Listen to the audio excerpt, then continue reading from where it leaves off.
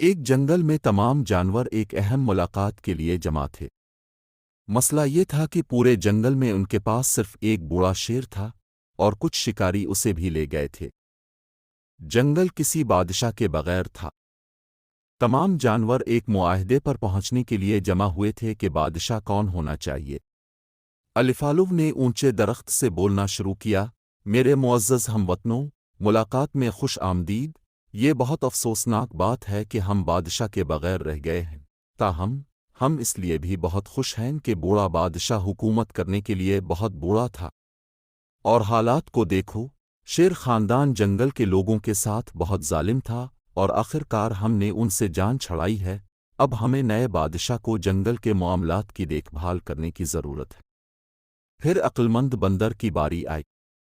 اس نے اسی اونچے درخت سے جھنجھوڑ کر کہا، جنگل کی عقلمند جانوروں کی کونسل، جس میں ہمارا اپنا الو شامل ہے، اور اپنے متفقہ طور پر فیصلہ کیا ہے کہ چونکہ تقریباً تمام جانوروں کی دمیں ہوتی ہیں، اس لیے بہترین دم والے جانور اپنے درمیان سے انتخاب کریں گے۔ ہر ایک برادری اپنا معاملہ پیش کرے گی، ہم عقلمند جانوروں کی کونسل کریں گے۔ تمام جانوروں کی طرف سے تالیاں اور تالیاں بج رہی تھیں، جس کے نتیجے میں ایک زوردار شور مچ گیا۔ پھر تمام جانوروں نے بادشاہ کو نامزد کرنے کے لیے اپنے اپنے امیدواروں کا انتخاب کیا۔ سب سے پہلے پرندوں نے مور کو اس کی خوبصورت دم کے لیے چنا۔ چھوٹے جانوروں کے حقوق کے کارکنوں نے مایوسی کا انتخاب کیا۔ بڑے جانوروں نے اپنی چھوٹی دموں کے لیے مشترکہ امیدواروں، ہاتھی اور زرافے کا انتخاب کیا۔ کیڑوں نے بچھو کا انتخاب کیا۔ خطرناک جانوروں نے مگرمچھ کا انتخاب کیا۔ بے ضرر جانوروں نے گائے کا انتخاب کیا، جتنا بڑا اتنا ہی بہتر۔ اڑنے والے کیڑوں نے شہد کی مکھی کا انتخاب کیا۔ رینگنے والوں نے سانپ کا انتخاب کیا، تمام دم کوئی دماغ نہیں۔ فعال جانوروں نے گدھے اور کتے کو مشترکہ امیدواروں کے طور پر چنا، ٹیڑھی دم۔ اس کے علاوہ بھی بہت سے مد مقابل تھے۔ آخر کار جب سب نے اپنا مقدمہ پیش کیا تو عقلمند جانوروں کی کونسل نے فیصلہ کیا، ہم نے تمام مقدمات سن لیے ہیں۔ فیصلہ کرنا اور فوراً فیصلہ دینا بہت مشکل ہے، لہذا ہم انفرادی کارروائی شروع کریں گے۔ جنگل کے کسی بادشاہ کے بغیر چند ماہ کے بعد عقلمند جانوروں کی کونسل نے ایک بار پھر اجتماعی اجلاس بلایا۔ الفالو نے اپنے اور بندر کے متفقہ فیصلے کا اعلان کیا۔ ہم عقلمند جانوروں کی کونسل نے متفقہ طور پر فیصلہ کیا ہے کہ اب جنگل میں بادشاہ نہیں رہے گا۔ اب سے وہاں جمہوریت ہوگی۔ جنگلی اور پالے ہوئے جانوروں کی پارلیمنٹ ہوگی۔ پارلیمنٹ کے تمام ممبران ہر ایک پر بحث کریں گے۔ اس بارے میں حتمی فیصلہ پارلیمنٹ کے سربراہ کریں گے اور اب سے جنگل کے نئے قوانین کا اعلان کیا جائے گا۔ اگلی ملاقات۔ سبھی مطمئن تھے، لیکن وہ تفصیلات جاننا چاہتے تھے۔ چنانچہ وہ سب اگلی ملاقات کا انتظار کرنے لگے۔ اس کے بعد اگلا اجلاس اگلے مہینے کے پہلے ہفتے کے پہلے دن منعقد ہوا۔ اس بار یہ بندر تھا جنہوں نے تفصیلات کے بارے میں بات کی۔ اس نے جو کہا وہ یہ ہے، تفصیلات درج ذیل ہیں۔ ہمارے جنگل کی خوبصورتی کا خیال پرندے موروں کی قیادت میں سنبھالیں گے۔ چھوٹے جانور ماؤس کی قابل قیادت میں گندگی کی صفائی کا خیال رکھیں گے۔ بڑے جانور زرافے اور سفید ہاتھی کی قابل قیادت میں انصاف اور امن کا خیال رکھیں گے۔ کیڑے بچھو کی قابل قیادت میں اپنی دیکھ بھال کریں گے۔ خطرناک جانور مگرمچھ کی قابل کمانڈ کے تحت فوج ہوں گے۔ بے ضرر پالتو جانور گائے کی قابل قیادت میں محنت کش طبقہ ہوں گے۔ شہد کی مکھیوں اور سانپوں کی مشترکہ قیادت میں اڑنے والے کیڑے اور رینگنے والے پولیس ہوں گے۔ متحرک جانور گدھوں کی قابل قیادت میں نیوز رپورٹنگ کریں گے۔ سب خوش اور خوش تھے۔ شروع میں کچھ دیر سب خوش تھے۔ پرندوں نے جنگل کو خوبصورت بنانے میں بہت دلچسپی لی۔ چھوٹے جانوروں نے جنگل کو پہلے سے بہتر صاف کیا۔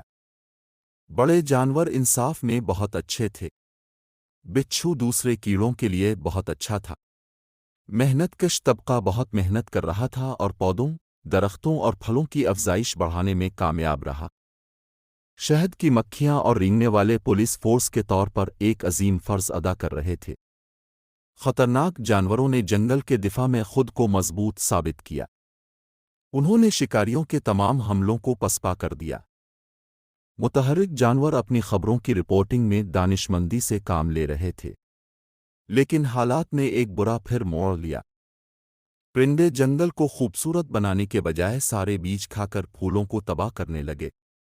छोटे जानवर सफाई के बजाय मजीद गंदगी फैलाने लगे।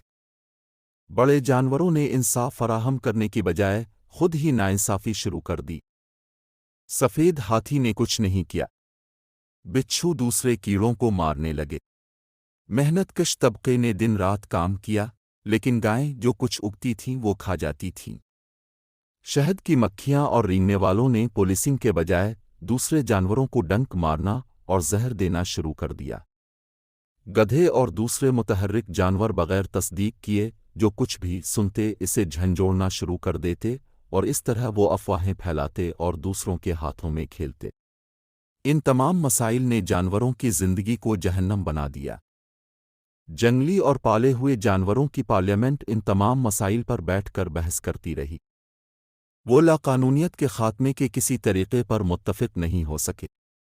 जंगल के अक्लमंद जानवरों की कौंसल बंदर और अलिफालू जो कुछ भी उन्हें सबसे अच्छा लगता था उसका हुक्म देता था और अपनी ख्वाहिशात की तकमील के लिए कुत्तों का इस्तेमाल करता था।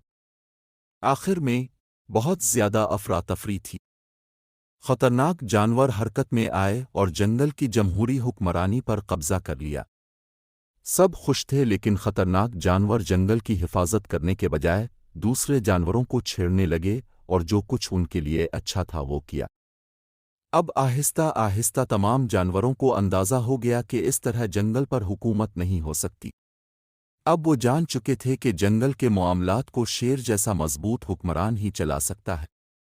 सब यही चाहते थे, लेकिन बात नहीं की।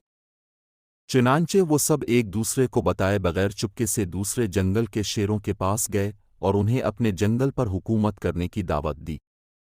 चुनांचे एक दिन ऐसा हुआ, पड़ोसी जंगल के शेरों ने अपने बेहतरीन शेर और शेरनी को भेजा। उन्होंने फौरी तौर पर अपनी हुकूमत संभाल ली, क्योंकि कोई भी मुज़ाहमत नहीं करना चाहता था। उन्होंने मुज़ाहमत नहीं की क्योंकि उन्होंने खुद उन्हें खुफिया तौर पर मदऊ किया था, और एक बार फिर जंगल पर इस तरह हुक्मरानी की गई जो उसके लिए बेहतरीन थी। हमें चीज़ों को इस तरह करने की कोशिश नहीं करनी चाहिए जिस तरह से हम लुत्फ़ अंदोज़ हों, बल्कि हमें वो काम करना चाहिए जिस तरह अल्लाह हमें बताता है। इस तरह दुनिया एक पुरअमन जगह बन जाएगी, वरना दुनिया मसाइल और बेचैनी से भर जाएगी।